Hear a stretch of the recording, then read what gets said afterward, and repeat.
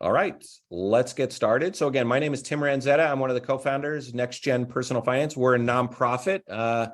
Really do three things. One, we provide educators with curriculum. Second is professional development. So this is one example of how we deliver our professional development using Nearpod.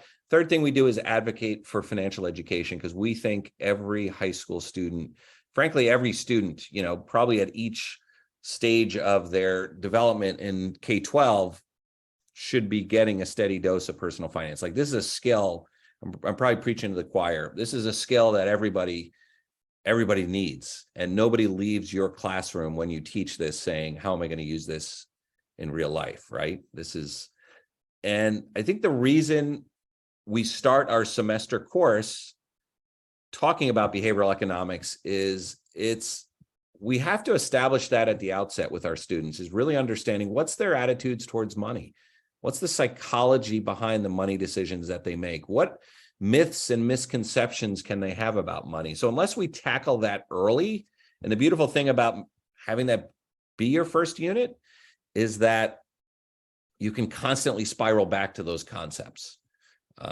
So we're going to go through today. So again, I'm up on Nearpod now. I'm going to start with a definition.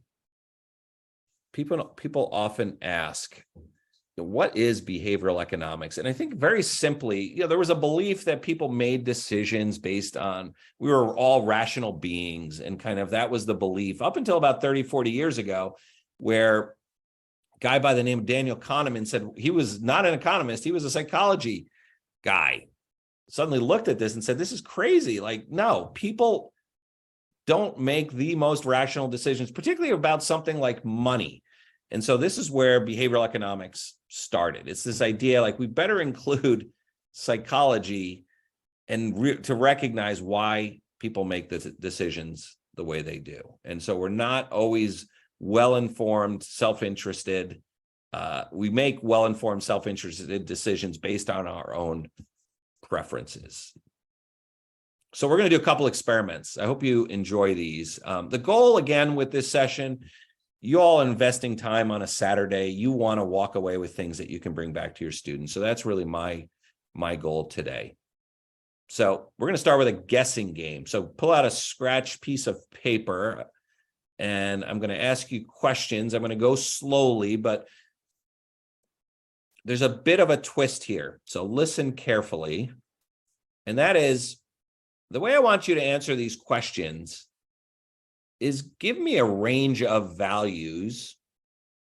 So I'm going to ask a question, give me a range of values that you're like 90% sure, if you give me a range, that the numbers in the middle there, you're about 90% sure that your range is going to have the correct answer. Okay, so that's the only caveat I have for you. Everybody got a scratch piece of paper, just someplace to write down your answer. I'm going to ask 5 questions. And again, I want to emphasize, I'm looking for a range of values. So question comes up, what's the range where you think, okay, there's a 90% probability if I give a range for this specific question that I'm going to capture it. All right, that is Lucy. Let's start with question number 1. How many continents are there? Go ahead and write that down. Number of continents. Again, what's the range? Not asking for a single point answer. If you think you know it, you might just give a single point answer, but otherwise, just give me a range of values. Okay, looks like everybody's got that one. Question 2. What year was the first GIF created? You know what a GIF is, right? It's that little, the simulation, or not the simulation, it's the interactive, might be a smiley face where there's some motion. They're very popular with memes, for example, on the web. So what year do you think the first GIF was created? What's the range in which you're about 90% sure you've got the right answer? Okay, so that is GIFs. Third question. What? Yep, just put that on a sticky note, Joanne. Yes. So third question, what's the percentage of total U.S. retail sales done online? So look at all the purchases in the U.S. What percentage of sales are done online? Again, looking for a range of answers. Give me a range that you're about 90% sure you've got the right answer in the midst. Okay. Question number 4. How many stocks are traded on the New York Stock Exchange? So actually, I should reword that. How many companies are listed on the New York Stock Exchange? How many companies are listed on the New York Stock Exchange? Looking for a range of answers again. You're 90% sure, you'll have it. All right, last question, and then you'll see the answers. What's the market value of all cryptocurrencies? So remember, Bitcoin is just one coin. There's 20,000 cryptocurrencies. If you take the value of all of those cryptocurrencies, what do you think it is? All right. Are you ready to check your answers? Here we go. Actually, for those of you who have your cameras on, how many do you think you got right? I gave you 5. Oh, Joanne is confident that she has 5. All right. You can put in the chat too how many you think you got correct. All right. Do you have some inside knowledge here, Joanne? Did you get my slide deck ahead of time? All right, here we go. Let's see what the answers are. Okay. Number of continents, 7. Percentage of U.S. retail sales, 19. This is not the right order, folks. I don't know why I got this in the wrong order. Okay, 7 was continents. 1987 was the year the first GIF was created. The fellow who did it, Stephen Wilhite, passed away recently. That's the only way I ever became aware of that information. U.S. retail sales done online, only 19%. Oftentimes people think it's a much higher number. I think the reason is car sales. I think we still like to, car sales cost, right? Cars cost a lot of money. We still like to do that in person. 2,400 stocks traded on the New York Stock Exchange. I think the value of cryptocurrencies is less than that today. It's like 833 million. So a little less than 1 trillion. Okay, so now I'm not going to ask you in the chat to tell me. I'm going to ask you again. Hope you graded all your papers. We're going with the honor system here. Tell me how many you got right up on Nearpod now. Okay, ready, set, go. Tell me how many of those 5 you got right. Again, it'd be great to put it on Nearpod. We can show a nice little poll here. It will remain anonymous. And we are going to ask Joanne, who seemed pretty confident she was going to get 5. We're going to find out how she did it. All right. I think we need 2 more people to answer. Mark and Jill, I don't see your answers in yet. 3 seconds. 2, 1. All right. Here are what we saw. Okay, Joanne, what's the secret? How'd you do it? I'm trying to show my Post-it note to show that's actually what I wrote down. But like, for example, for the first question on the continents, I wrote 1 to 10 because I knew it was like 7 or 8, but I just couldn't count them off in my head. For the year, I knew computers came out around 1970, so I put 1970 all the way through to 2020, which is today. I forget what the topic was, but for number 3, I did 0 to 100. For number 4, that was retail sales. Yeah, retail sales. Yep. So from none to the possible max, which is 100%. For the number 4, I did 1 all the way to 1 million. And then for the 5th one, I did $1 to $1 trillion. So I knew it was in the trillions, but I didn't know how much. So I just figured I'd jump ahead to the next mathematical level. Okay, Joanne, I have done this with about 15 groups of teachers. Nobody ever got all 5. So congratulations. I'm serious. I've probably done this. Excuse me for a second.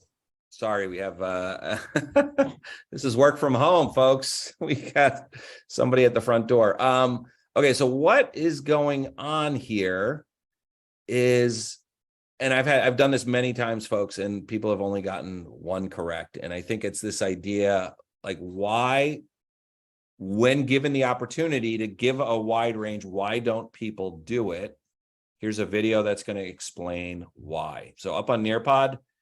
All right, so that's on a loop. That's just 1 minute. What I didn't share with you was the first 4 minutes of this video, which was people giving very narrow ranges and not getting the answer. And so all you saw was kind of the back half of that. So that's overconfidence, which is prevalent. Okay, the best example I can give you is in investing, where people believe that, okay, I'm going to pick the right stock to buy because somehow I have inside knowledge that none of the other million plus market participants has. Overconfidence is probably one of the strongest impulses, tends to be, I think men, particularly young men, tend to corner the market when it comes to overconfidence, and it doesn't really help them when it comes to investing performance. So that's one cognitive bias that we see that impacts our ability to make decisions. Let's play another game. Okay, so this is called the balloon test. So when I show you the next slide, it's going to say trails instead of trials. And so the game here is you're going to play 10 rounds. The way the game works is you're going to push a button and a balloon is going to inflate. And at a random, every time you inflate the balloon, you have a choice. You can say, I can take the fact the balloon has not exploded, I can take the coins and put them into my account, or I can keep trying to inflate the balloon, but just know there's a risk at some point it's going to burst. So it's a constant risk assessment where inflate. Okay, I'm going to take those. I think you get 5 cents every time it inflates without blowing up.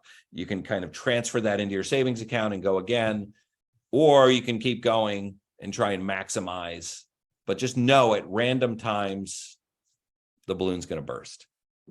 So what I want you to do, play 10 rounds, jot down your score. And then we're going to kind of compare notes, and we're going to talk about how the game made you feel. I want you to be in touch with your emotions while you're playing this game. This is called the balloon test. It's up on Nearpod now. Click on it. And you can just click play and start playing. Again, after trails, it should say trials in the upper right. After trails hits 10, record your score. How much have you banked?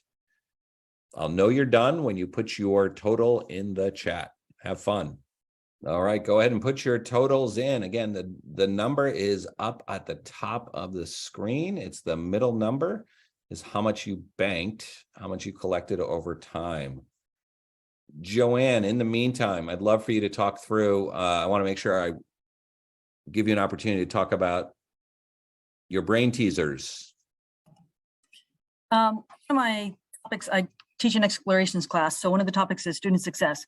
So in addition to, of course, regular lessons or whatever, I always start off the class with the brain teaser. So I've done the connect the 9 dots without taking your pen off the paper with so many lines. We've done numeral equations. What do these, acronyms represent in terms of number? So we have a number of different things. So we've also done a couple of the brain games ones, and we've hit that one. So this way it's teaching them success in terms of understanding how my spin on it with my students is you need to understand your limitations that your own self is putting on you. Yeah. And one of the things, the biggest thing I've found is teamwork. They just don't think to work with somebody else. And even after I debrief every single brain teaser, and I put in there how, look back at the rules. Did it say you couldn't work with anyone? They're like, no. So then why didn't you? I don't know. Continually, I keep bringing all these in, and they keep not working with each other. I mean, I teach 8 classes, and finally, about a month in, one kid stood up and said, hey, I got answer number 3. Who has answer number 4? And then everybody was like, what? He's trying to get you to work together. It's like, and even when they start thinking working together, they work with the person next to them, but they don't think the bigger picture. You can work as an entire class together and think of what you can accomplish. And so, with my subscription, we've done a couple of things with the brain teaser in terms of how your brain, that classic example of how many F's do you see in this sentence? And everybody forgets the ofs or the ifs. How about the gorilla? How about the gorilla and the basketball passing? Have you seen that one?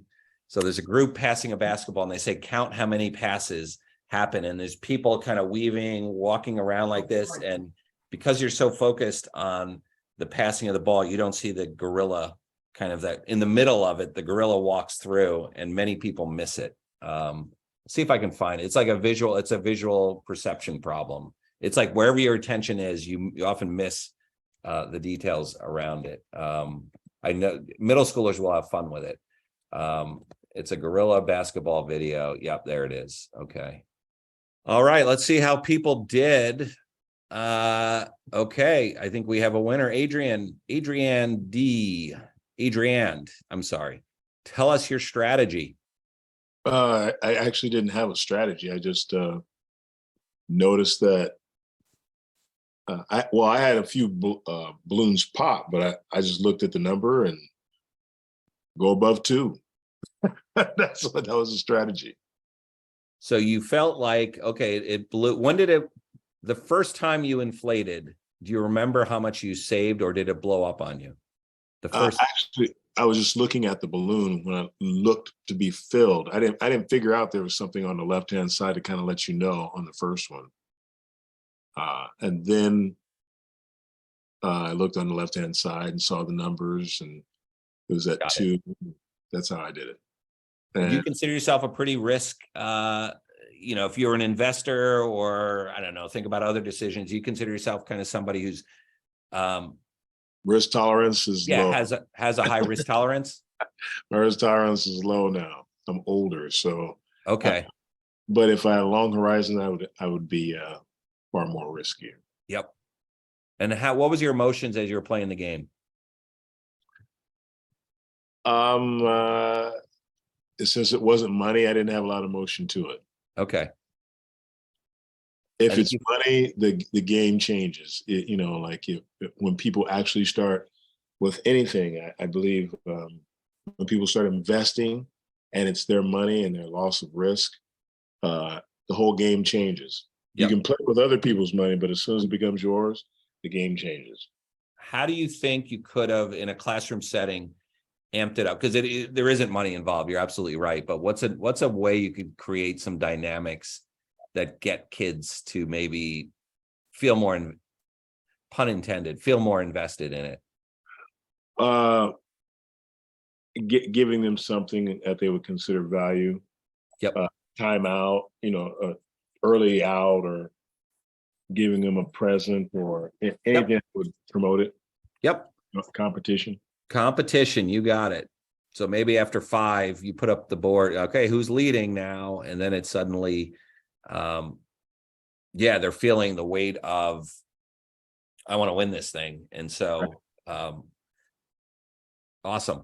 Anybody else want to share their experience, emotions they felt? My experience usually is the person who wins is the person who their first or second balloon, they're able to get up to like $2 or $3. And then they realize, oh, okay, so it doesn't blow. And the people whose balloon blows early the first time tend to be really risk averse, because they're like, okay, it was only $1 and it blew, so I gotta get out before it blows again. And kind of that first, and I think it's a great analogy for investing too. I think if your first experience with investing is your investment blows up, I think you tend to be a little more, this was a long time ago, folks. My first job, I took half my paycheck and I invested in a really speculative company that was making checkout counters, automated checkout counters at supermarkets, right? Like you go to Home Depot now, you see it. You go to Whole Foods, I think you see it in a lot of places. You see these automated checkouts. So I thought it was a brilliant idea 30 years ago. The problem was it took a long time to get mass adoption. So anyway, I lost I lost probably 75% of my investment in and this is my first paycheck. Like I worked really hard for this. And that kind of quenched a lot of my desire to go find risky stocks to buy. Because I think if you have that experience, it's indelible. It leaves an indelible impression. And so I like that game for this reason, because you can really, I think it's very analogous to what it feels like as an investor. All right. Thank you for sharing that, Adrienne. And unfortunately, I don't have any high stakes for our game here. All right. You all shared your scores as well as your emotions. We'll skip that. I'm going to have you watch a video now. It is a portion of a TED Talk, The Psychology Behind Our Irrational Decisions. Go ahead up on Nearpod and click on the video. All right, so that was a short video, only about a minute long, and just introduces the concept of loss aversion. So I think that's a key point as we think about it. It's served us very well from an evolutionary perspective, from a survival perspective, right? Like, you do want to experience, you want losses to really hurt, right? When you consider when we were out on the savannah and somebody was bringing home a kill, what people were going to eat, losing that could mean the difference between surviving or not. And so this idea that losses, and I think we can all think of that, right? We can think of instances where losing feels about twice, the emotions are about twice as strong as gains.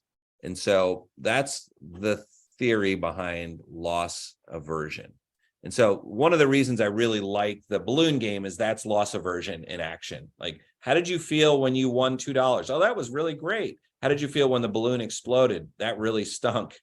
And the emotion, if you can get students to talk about that emotion, I think, because most of them have never invested before, so we have to use games and simulations to get them to feel that way. Okay, we're going to do our last game here. This one I'm going to need everybody to participate in because it's a tricky one. Here's what's going to happen. Excuse me. I'm going to give you a 3-number sequence. I have a rule in mind that these 3 numbers obey, and I want you to try and figure out what the rule is. The way you're going to get information is you're going to propose your own 3 numbers. And I'm going to say yes or no. Yes, it follows my rule, or no, it doesn't. And then you're going to tell me what you think the rule is. So again, the process here, I need everybody to participate. This is a tricky one. I'm going to give you a 3-number sequence. You're going to give me your own 3 numbers, hoping to get information from me as to what the rule is to this 3-number sequence. Okay, so here's how we're going to go. My 3 numbers are 2, 4, 8. So your job is to, and since we have such a small group here, let's just have you unmute. You give me your 3 numbers. I'm going to say, yes, it follows my rule. No, it doesn't. If I say yes, well, regardless of whether I say yes or no, you are trying to figure out what my rule is.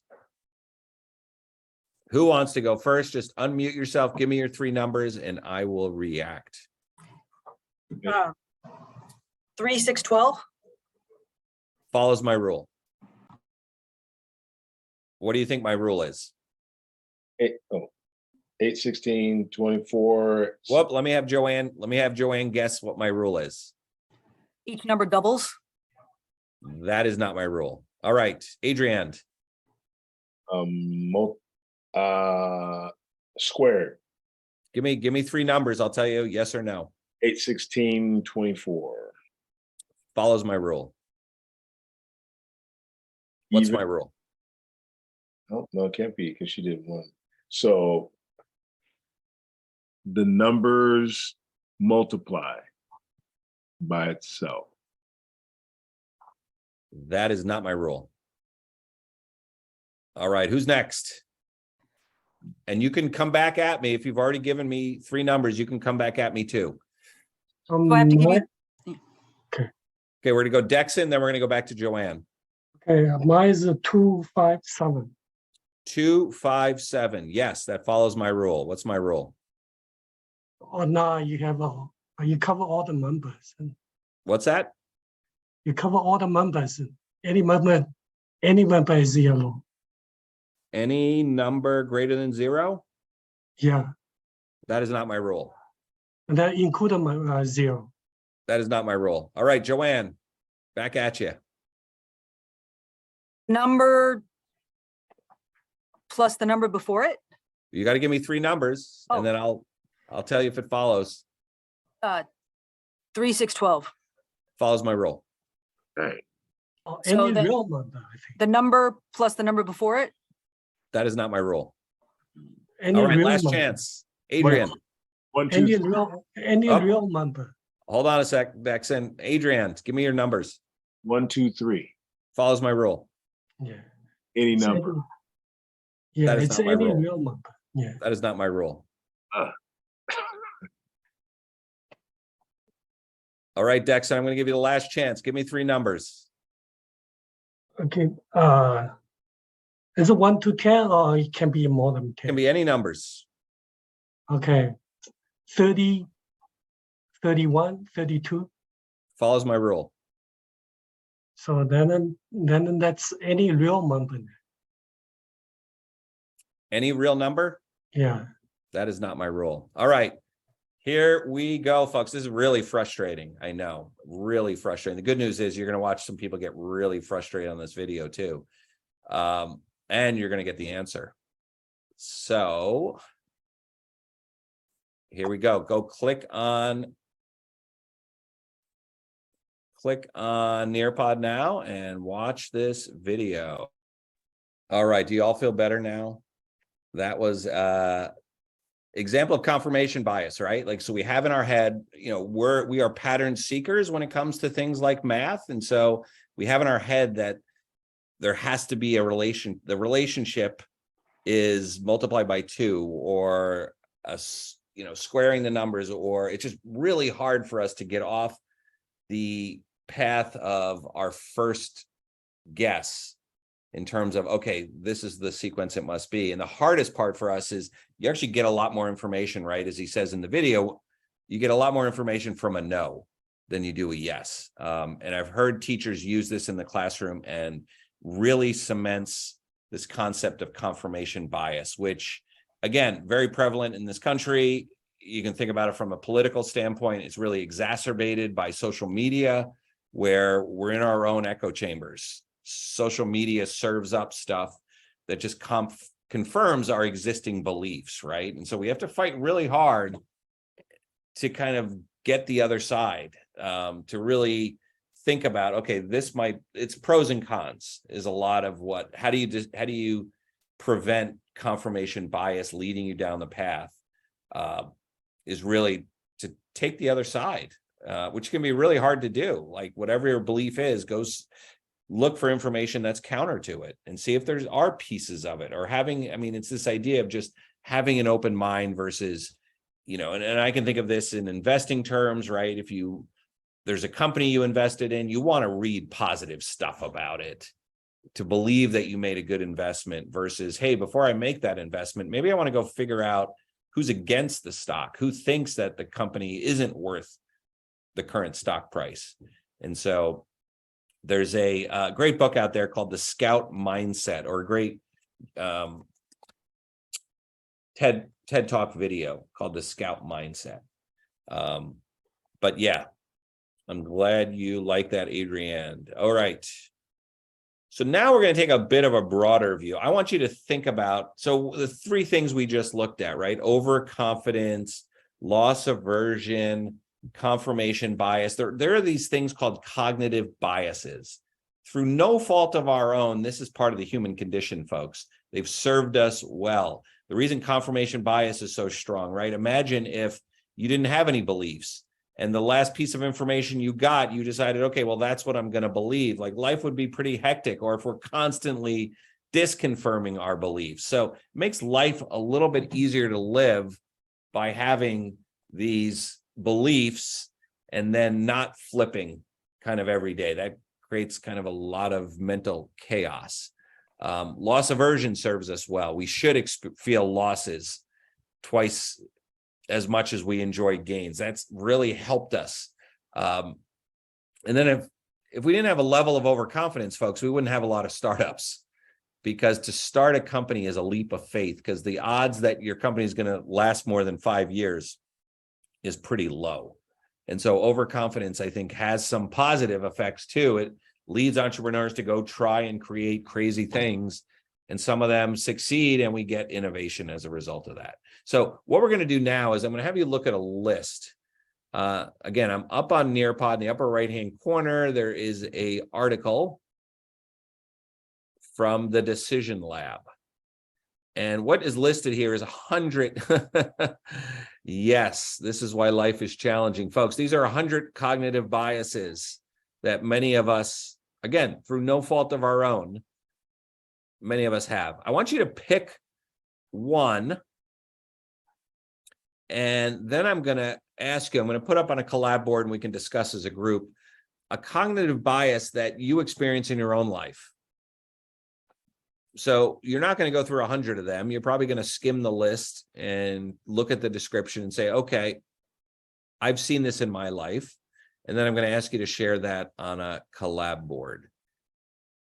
So let me give you 3 minutes to do that.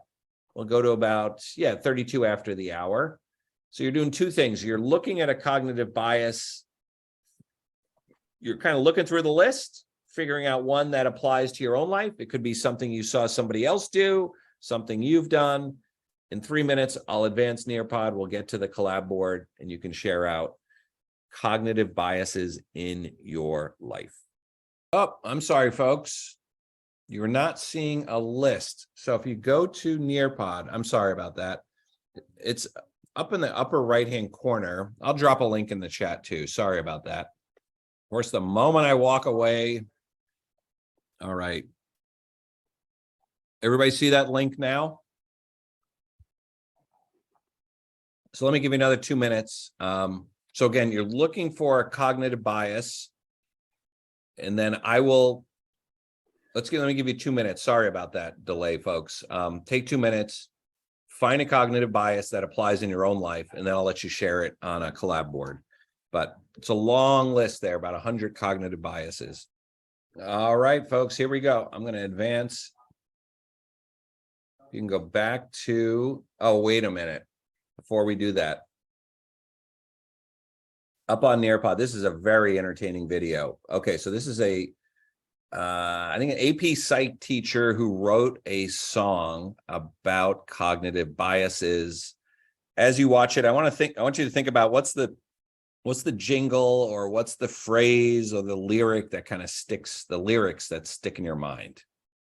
Go ahead and watch and enjoy this creative AP Psych teacher.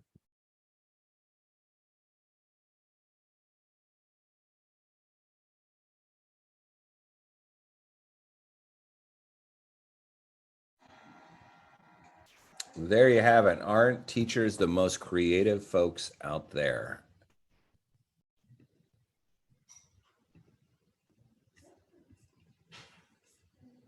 All right, in the interest of time, I think we only got 2 minutes remaining here. So let me kind of close this session out. So this idea of what is a cognitive bias, I just highlighted, I think, some key points here. It's subconscious.